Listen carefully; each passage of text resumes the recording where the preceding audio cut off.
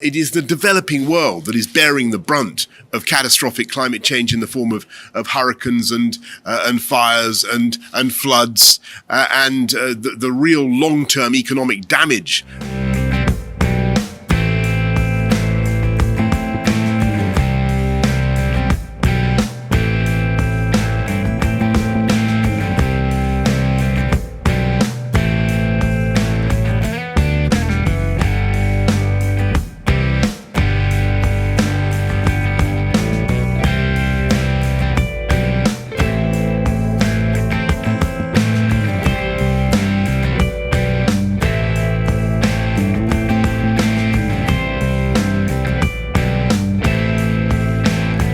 I mean, first of all, I accept your premise that, we're the guys who created the problem, and the Industrial Revolution started in more or less in our country in the iron and coal fields of the Midlands and elsewhere. That's where it began, and ever since then, for 250 years or more, we've been pumping this stuff out. And so, of course, I understand the feelings of injustice in the developing world, and the passionate appeals we just heard from Costa Rica, the Maldives, and other countries just now.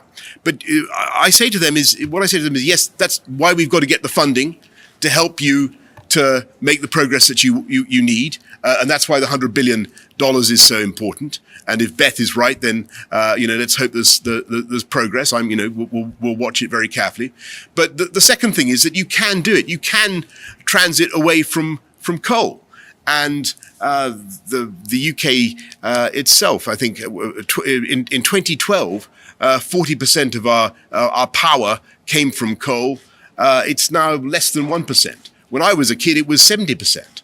And that's partly because of gas, but it's mainly because of the arrival of clean, green renewables on a scale that we never dreamt possible.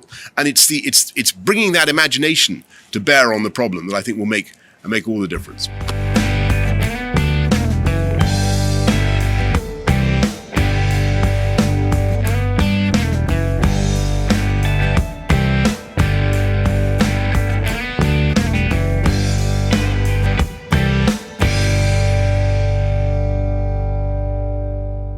The UK and France are shoulder to shoulder in the Sahel, fighting terrorism in the Sahel. We're shoulder to shoulder in the Baltic states, in NATO's largest current mission.